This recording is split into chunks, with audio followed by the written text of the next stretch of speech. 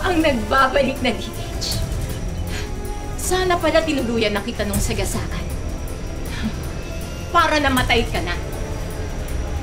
Hayop ka? Hindi mo lang gusto kunin ang anak ko?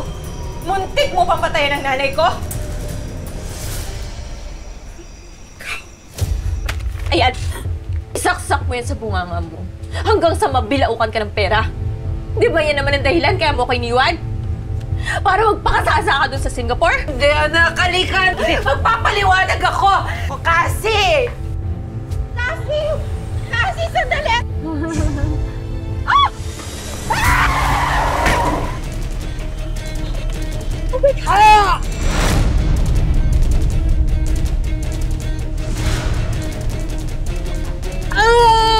Ah!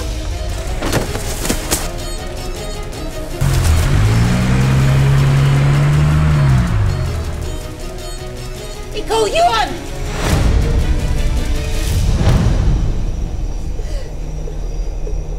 Yung mga kagaya ko na DH, lahat kami nagsilbi ng tama sa mga kagaya nyo!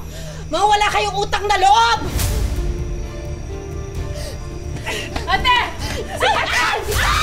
Ate! Sige, sige, lumapit ka. Tingnan ko tapang mo, ha? Sige, lumapit kayo. Ha?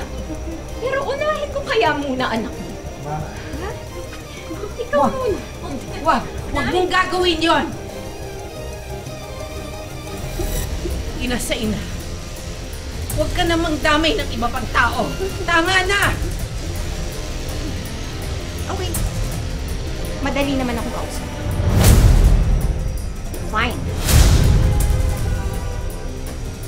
Wag! Wag! Wag. Sige na. Sige na. Sige na. Sige na. Tigil! Baba mo yung baril mo!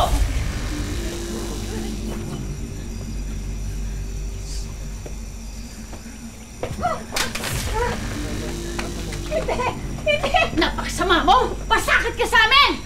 Dapat sa'yo, mabulong ka sa kulungan! Ma'am, kalma lang. Talo! Hindi ako magpapatay sa inyo! Ano? Ano? Natakutan na ito. Ha? Para saan? Para ano? Reckless imprudence and abandonment of victim. At iimbestigahan din namin ang pagmamaltrato nyo sa kasamahan. Sige na. Tibo, balik ka na. Magbabayad kayo. Magbabayad kayo.